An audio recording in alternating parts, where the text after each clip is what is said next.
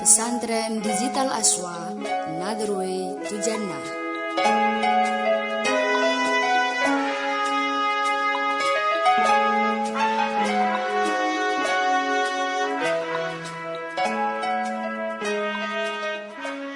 Assalamualaikum warahmatullahi wabarakatuh. Bismillahirrahmanirrahim. Alhamdulillahirabbil alamin. Wassalatu wassalamu ala asyrofil anbiya wal mursalin sayyidina wa maulana wa habibina Muhammadin wa ala alihi wa ashabi ajmain, amma ba'du. Para santri digital Aswa yang saya banggakan, alhamdulillah kesempatan kali ini kita bisa bertemu lagi di dalam pengajian digital. Jadi pengajian dengan cara memakai teknologi digital. Seperti dulu ketika kalian semua di pondok pesantren, kita bisa ngaji langsung berhadapan dengan guru, dengan ustadz, dengan masyayikh. Tapi kita sekarang, atau kalian semua sekarang di rumah masing-masing, yang tentunya kita berharap bisa ikut menambah pengalaman atau pengetahuan kita. Maka dari itu kita semua mencanangkan atau membuat program pengajian digital. Semoga meskipun kita tidak bisa bertemu secara langsung, tapi semoga Allah meridhoi langkah-langkah kita ini. Allahumma amin. Pertemuan kali ini seperti biasa kita melanjutkan pengajian kitab Wasiatul Mustafa, yaitu pesan-pesan atau wasiat-wasiat Kanjeng Nabi kepada Sayyidina Ali, yang pada kesempatan kali ini kita masih seperti fasal yang pertemuan sebelumnya atau yang kemarin, yaitu masih menerangkan tentang sedekah, faslun bis shadaqah. Mari kita langsung saja kita teruskan pengajian ini. Bismillahirrahmanirrahim. Qala al-musannifu rahimahullahu ta'ala wa nafa'ana bihi wa bi ulubihi wa bi karamatihi bid-darin amin. Bismillahirrahmanirrahim. Ya aliyu hubbali ahik kama tuhibbu li nafsik. Jadi Kanjeng Nabi bersabda kepada Sayyidina Ali, berwasiat, wahai Ali, cintailah saudaramu seperti kau mencintai dirimu sendiri. Jadi kita sesama muslim harus saling mencintai, maksudnya harus tidak boleh ada perselisihan, tidak boleh ada pertengkaran. Maka kita harus senang, harus demen, harus cinta kepada sesama muslim. Sampai-sampai Kanjeng Nabi bersabda, cintailah saudaramu seperti ketika kamu mencintai dirimu sendiri. Jadi ketika kita senang dengan sesuatu, buatlah orang itu juga bisa senang dengan yang disenangi, istilahnya. Jadi kita harus mencintai orang-orang sekitar kita seperti atau sama seperti kita mencintai diri kita sendiri. Itu wasiat Kanjeng Nabi. Selanjutnya, ya aliyu utlubil khaira inda sobahil wujuh wa akrimid dhaifa fa innahu idza nazala biqaumin nazala mahu rizquhu wa idza irtahala bidzunubi ahlil manzil wa yulqiha fil bahri.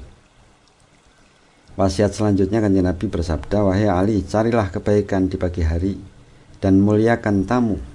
Sesungguhnya ketika kamu berkunjung di suatu kaum, maka rizki juga akan turun bersamanya, dan ketika ia pergi, maka ia akan pergi dengan membawa dosa-dosanya penghuni rumah yang ia kunjungi, kemudian membuangnya ke laut.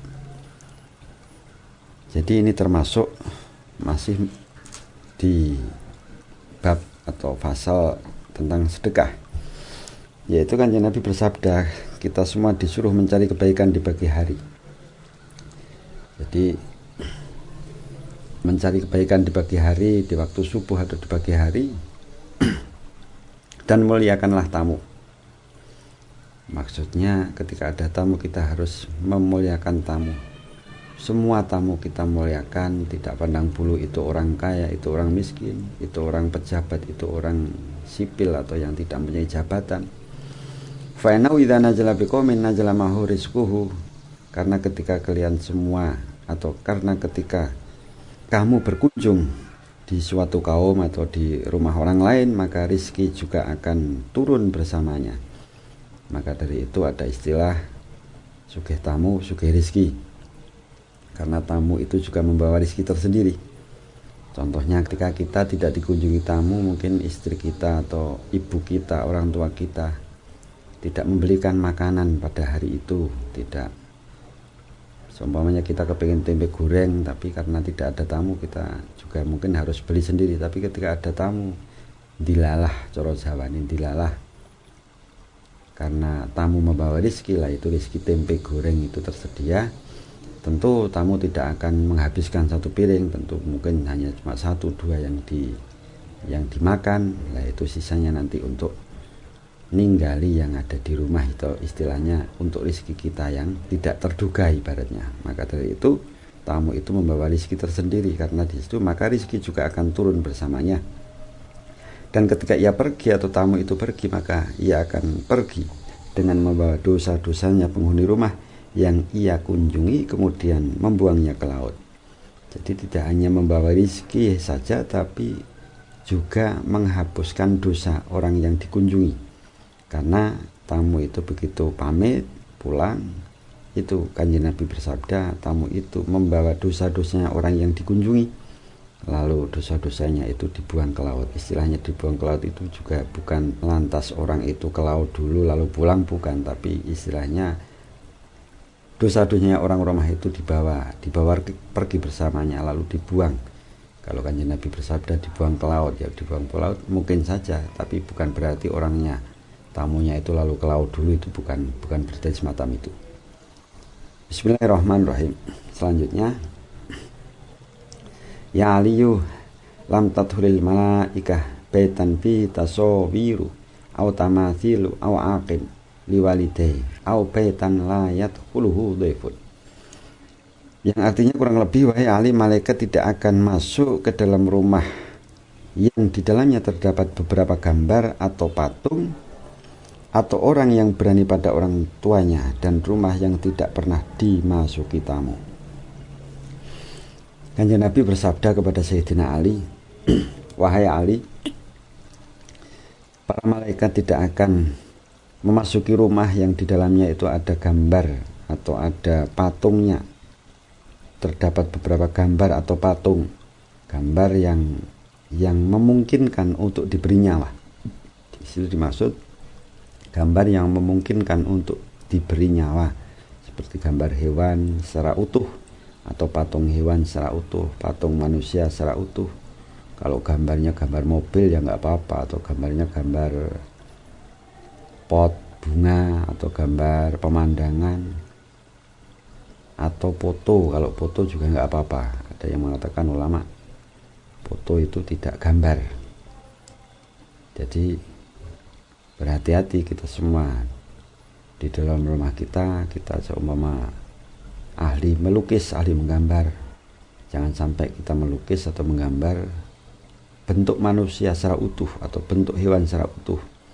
Ketika kita kepingin menggambar kuda umpamanya, ya dibuatlah ketika kuda itu seakan-akan ketika diberi nyawa dia tidak akan hidup. Maka kebanyakan para pelukis atau para penggambar yang mengerti hukum, mengerti syariat, itu biasanya pas lehernya itu tidak disambung atau diputus. Jadi kalau orang atau hewan itu ketika lehernya putus, jelas pada umumnya atau secara kasat mata dia akan mati, akan tidak hidup. Maka dari itu berhati-hatilah di dalam menjaga rumah, agar supaya rumah kita tetap dimasuki oleh malaikat. Jadi malaikat tidak akan masuk suatu rumah atau rumah yang di dalamnya ada gambar atau patung, seperti tadi yang saya katakan, au tamathilu au akin liwalidai, atau di dalamnya terdapat anak yang berani kepada orang tuanya. Maksudnya ketika di dalam rumah itu ada anak yang berani atau yang melawan orang tuanya, yang tidak bisa menyenangkan hati orang tuanya, itu juga tidak akan dimasuki oleh para malaikat. Au baitan la yadkhulu dhaifun, atau termasuk juga rumah yang tidak pernah dimasuki tamu, itu juga tidak akan dimasuki oleh malaikat. Jadi rumah yang banyak tamu justru akan banyak malaikat atau sering dimasuki malaikat. Tapi ketika rumah itu tidak pernah mau menerima tamu atau tertutup, tidak pernah ada tamu masuk, otomatis malaikat juga tidak akan masuk. Bismillahirrahmanirrahim. Wasiat selanjutnya, ya aliyu isna'il ma'rufa walau ma'as safalah. Qala aliyun, wa mas safalatu ya Rasulullah? Qal alladzi idza wu'idza lam yatta'id wa idza zujara lam yanzajir wala yubali bima qala wa ma qila lahu. Wasiat selanjutnya disabdakan oleh Kanjeng Nabi yang artinya kurang lebih, wahai Ali, berbuatlah suatu kebaikan walaupun kepada orang-orang yang rendah. Lalu sahabat, atau tadi dikatakan safalah, lalu sahabat Ali berkata, siapakah yang dimaksud dengan orang-orang rendah ya Rasulullah, atau siapakah, apakah yang dimaksud dengan safalah ya Rasulullah? Nabi bersabda, atau Nabi menjawab, yaitu orang-orang yang tidak mau menerima nasihat ketika dinasihati, dan tidak mau berhenti ketika dicegah, dan tidak mau memperdulikan ucapannya dan ucapannya orang lain. Jadi Kanjeng Nabi bersabda, berbuatlah sesuatu kebaikan walaupun kepada orang-orang safalah, atau walaupun kepada orang-orang yang rendah. Jadi kita harus berbuat baik kepada siapapun, walaupun kepada orang-orang safalah atau orang-orang rendah. Lalu Sayyidina Ali bertanya, apa yang dimaksud dengan safalah ya Rasul? Kanjeng Nabi lalu menjawab, safalah yaitu orang-orang yang ketika diberi nasihat, orang-orang yang tidak mau menerima nasihat, orang-orang yang tidak mau menerima nasihat ketika dinasihati. Maksudnya ketika diberi nasihat dia tidak mau menerimanya, istilahnya keras kepala, dan tidak mau berhenti ketika dicegah. Ketika dicegah melaksanakan perkara yang tidak baik, dia tetap melaksanakan atau tidak mau berhenti. Dan juga orang yang tidak mau memperdulikan ucapannya dan ucapan orang lain. Jadi tidak mau bertanggung jawab atas ucapannya dan juga tidak mau peduli dengan ucapan orang lain, itu namanya safalah. Itu tetap harus kita harus kita baiki, atau harus kita berbuat baik kepada orang-orang yang semacam itu, walaupun istilahnya sepertinya tidak ada gunanya berbuat baik kepada orang seperti itu. Tapi Kanjeng Nabi bersabda, kita tetap harus berbuat baik walaupun kepada safalah, atau orang yang tidak memperdulikan ucapannya, atau orang termasuk orang yang tidak mau berhenti ketika dicegah, dan orang yang tidak menerima nasihat ketika dinasihati. Itu yang namanya safalah. Maka dari itu kebaikan untuk sesama itu perlu kita laksanakan, tidak pandang bulu itu orang baik, itu orang yang belum baik atau yang kurang baik, bahkan orang yang jelek sekalipun. Dan juga kita harus bisa menyenangi atau mencintai saudara kita seperti kita mencintai diri sendiri.